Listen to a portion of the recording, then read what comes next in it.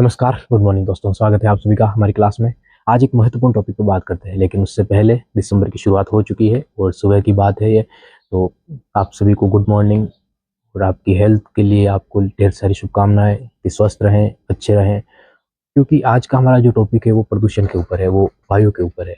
अब आपसे एक क्वेश्चन है हमारा कि जो दिल्ली है हमारे देश की राजधानी, वो आपसे कितनी दूरी पे है? आप किस स्टेट से है उससे फ़र्क नहीं पड़ता, किस जिले से है उससे फ़र्क नहीं पड़ता है, दिल्ली आपसे कितनी दूर है बस उससे फ़र्क पड़ता है। क्योंकि दिल्ली के अंदर हवाओं के अंदर ज़हर फैल चुका है। हवाओं के अंदर धुआँ, प्रदूषण और जो ज़हर है, साँस लेने में लोगों को दिक्कतें आ रही हैं। क्यों हो रहा है ये सब? वहाँ पे भी तो अरावली है, वहाँ पे भी तो पहाड़ियाँ हैं, फिर ये क्यों हो रहा है? ये इसलिए हो रहा है क्योंकि वहाँ पे सरकारों ने ध्यान नहीं दिया। ये इसलिए हो रहा है क्योंकि वहाँ पे कॉर्पोरेट के हाथों में चीज़ों को दे दिया गया। अब आप ये कहेंगे कि नहीं ऐसा नहीं है, ये मौसम के हिसाब से हो रहा है, तो आप सोचिए, सिर्फ पिछले कुछ सालों में ये हालत बिगड़ी है। उससे पहले तो अंग्रेज रहे हैं वहाँ पे, हिंदू रहे हैं वहाँ पे, मुगल वहाँ पे रहे हैं, तब ये समस्या क्यों नहीं आ रही थी? तो ये समस्या अभी ही क्यों आ रही है? हमारे दौर में ही ये क्यों आ रही है? मतलब आज़ादी के बाद से चीज़ें क्यों ज़्यादा बढ़ने लग गई?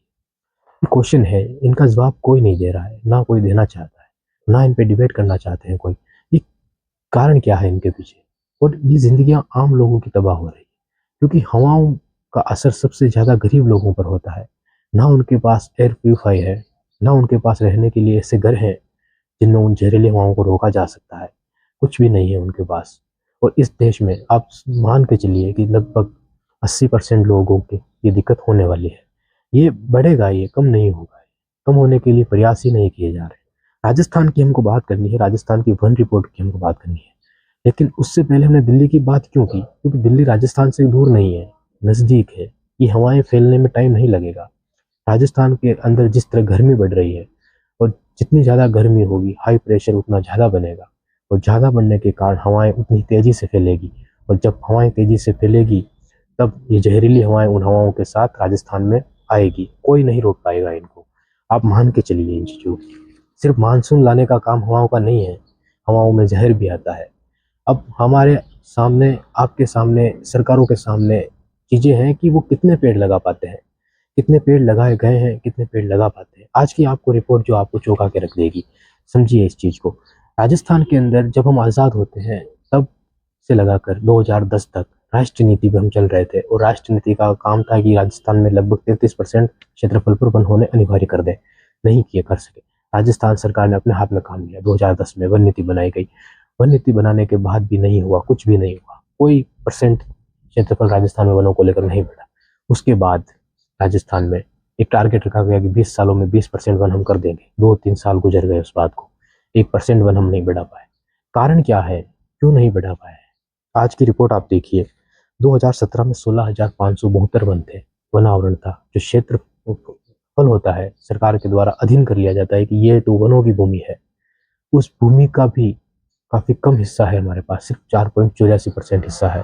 तो इतने से वन है। आप सोचिए, राजस्थान का जो क्षेत्रफल है, 3,42,239 वर्ग किलोमीटर राजस्थान का क्षेत्रफल है। वन कितने हैं हमारे पास पता है आपको? मात्र 4.84, मतलब 16,572। हमको चाहिए कितने? 1,12,000 वर्ग किलोमीटर पर हमको वन चाहिए, और कितने हैं? मात्र 16,000। अब आप सोच सकते हो कि हम किस हवा में सांस ले रहे हैं। और एक व्यक्ति को कम से कम वॉलीबॉल के 2 मैदान हैं, उतने ज़्यादा पेड़ों की आवश्यकता है। उतने ज़्यादा पेड़ मिलकर एक व्यक्ति के लिए ऑक्सीजन तैयार करते हैं। अब आप सोचिए कि आपके पास कितने वन हैं और आपको कितनी आवश्यकता है। तो इस तरह की चीज़ें हमको बनानी होगी, हमको करना होगा ये काम, वन नीति तैयार करनी होगी। पिछले 4 साल में 0.24% की वृद्धि हुई है। 1% भी वृद्धि नहीं कर पाए हैं, और हमने टारगेट रखा है कि 20 सालों में 20% वन बढ़ा देंगे। 4 सालों में हम 0.24% की वृद्धि कर पाए हैं। आप सोचिए कि 4 गुना कम वृद्धि कर पाए हैं जितना हमने टारगेट किया है। इस आधार पे हम बढ़ाने की बात कर रहे हैं, और क्या हम बढ़ा भी पाएंगे? या फिर वनों को लेकर जो पैसे मिल रहे हैं इनको, ये पैसे कहाँ जा रहे हैं? कहाँ है हमारा ड्रिप सिस्टम? आपके इलाके में ड्रिप सिस्टम लगाया गया है क्या? ड्रिप सिस्टम क्या है? सबसे पहले तो इसको देखो। राजस्थान में 70% राजस्थान में पेड़ सूख जाते हैं। मतलब आप 100 पेड़ लगाते हो तो 70 पेड़ तो आपको सूखे सूखे मिलेंगे। नहीं चल पाएंगे। ठीक है, तो 70% पेड़ नहीं चलते हैं राजस्थान में, तो उनके लिए ड्रिप सिस्टम का जुगाड़ किया जाता है। उससे क्या होता है कि निरंतर उनको पानी मिलता रहता है, उससे वो पेड़ जो है वो औसत बढ़ जाए, कि 70% पेड़ चल जाए, 30% सूख जाए, इस तरह बढ़ाना है इनको। क्या आपके यहाँ पे ड्रिप सिस्टम लगाया गया है? बताइए कमेंट करके। नहीं लगाया गया है, क्या कारण है और क्यों वादे कर किए जा रहे हैं अगर वो नहीं कर सकते हैं तो?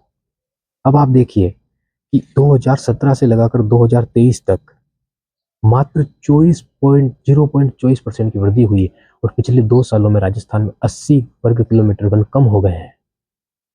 2023 की रिपोर्ट के अनुसार 80% वन कम हो गए हैं। 2025 की रिपोर्ट आएगी तो हमको पता चलेगा कि स्थिति क्या है।